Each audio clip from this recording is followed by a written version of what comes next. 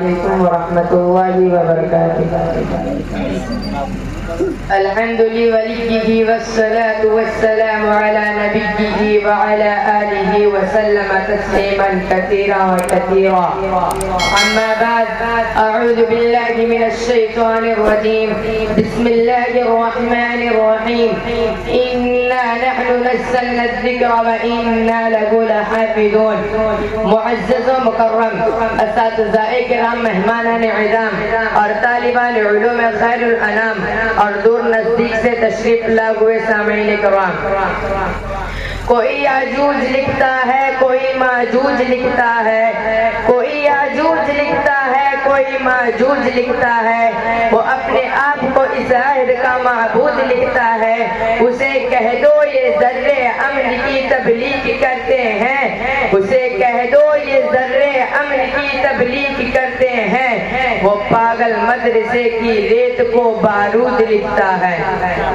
برادران ملت اسلامیہ،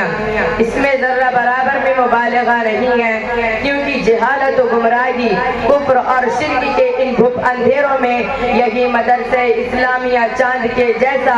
اور یہی مکاتب دینی ستاروں کی طرح ہے جیسے چاند اور ستاروں کی غیر موجودگی میں ساری دنیا اندھیروں میں ڈوب جائے گی، ویسے ہی ان دینی درسگاہوں کے نہ ہونے پر ساری امت مسلمہ جہالت و دلالت، تباہی و بربادی اور خدا بیزاری کے اندھیروں میں غرق ہو جائے گی۔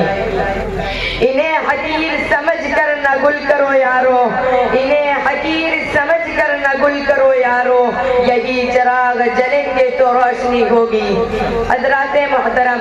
میرے اس دعوے کا جیتا جاگتا ثبوت یہ ہے کہ جہاں جہاں دینی درسگاہیں موجود نہیں ہیں، وہیں پر ایک ایک مسلمان کلمہ نماز اور دین کی بنیادی عقائد و اعمال سے بے خبر ہے۔ اس لیے اے آنکھ رکھنے والوں دیکھو، عقل رکھنے والوں سوچو، اسلام کا درد رکھنے والوں تڑپو کہ جہاں یہ دینی درسگاہیں قائم نہیں ہو سکیں، وہیں پر جنم لینے والا مسلمان خاندانی مسلمان ہونے کے باوجود اس کی زندگی غیر اسلامی کافرانہ اور مشرکانہ گزر رہی ہے، اور جہاں یہ دینی درسگاہیں موجود نہیں ہیں، وہیں پر اسلام کے خزانے کو عیسائیت اور یہودیت لوٹ رہی ہے۔ مگر یاد رکھیے، جہالت و گمراہی کے اس صورتحال پر قابو پانے کا کوئی دوسرا یا تیسرا طریقہ ہے ہی نہیں، اس کا تو صرف ایک ہی طریقہ ہے کہ زیادہ سے زیادہ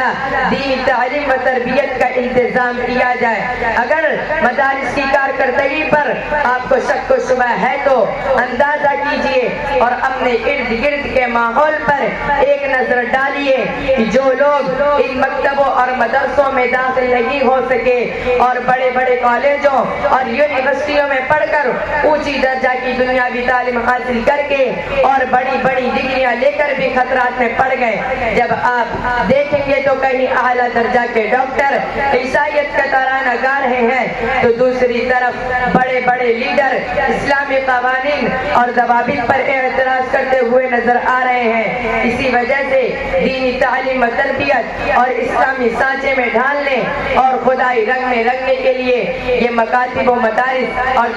دینی درسگاہیں قائم کی جاتی ہیں۔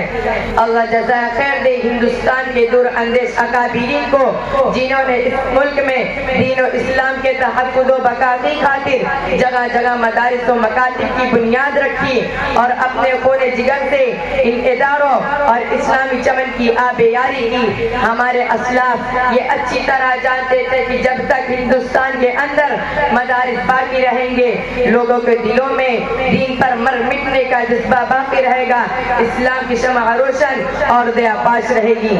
الحمدللہ ملک کے ہر کونے میں آج ان مدارس کے فیض کا دریا رواں ہے، بلکہ پوری دنیا کو یہ مدارس اپنے دیا بار کنوں سے منور کر رہے ہیں۔ اگرچہ فلک نے انہیں آنکھیں دکھائی، گردش وقت نے ان مدارس کو جڑ سے اکھاڑ پھینکنے کی دھمکی دی، دشمنان اسلام نے ہر موڑ پر مخالفت کی، لیکن ان اداروں کے سرپرستیانوں نے اپنی ایمانی جرأت سے باطل کے ہر حربے کو ناکام بنا دیا۔ وقت کی تمام طوفانی آندھیوں پریشانیوں کا سامنا کیا، اپنے ایمان و یقین کے لہو سے ان اداروں کی آب یاری کی، دار و رسنگ پر چلنے کے بعد بھی انہی اسلامی قلعوں کا گیت گایا۔ علامہ اقبال نے اس کی ترجمانی کرتے ہوئے فرمایا کہ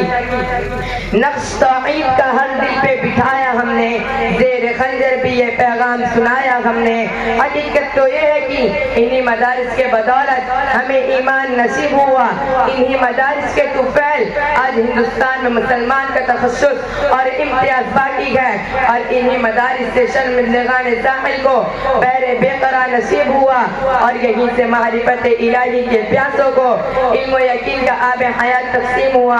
آج پوری دنیا کے اندر جو اسلامی علم لہرا رہا ہے وہ انہی مدارس کی دین اور ان کا احسان ہے۔ اس بزم جنوں کے دیوانے ہر راہ سے پہنچے یزدہ تک، ہے عام ہمارے افسانے دیوار چمن سے زندہ تک۔ 100 بار سوارا ہے ہم نے اس ملک کے گیس ہوئے برہم کو، یہ اہل جنوں بتلائیں گے کیا ہم نے دیا ہے عالم کو۔ وما علینا الا البلاغ، والسلام علیکم۔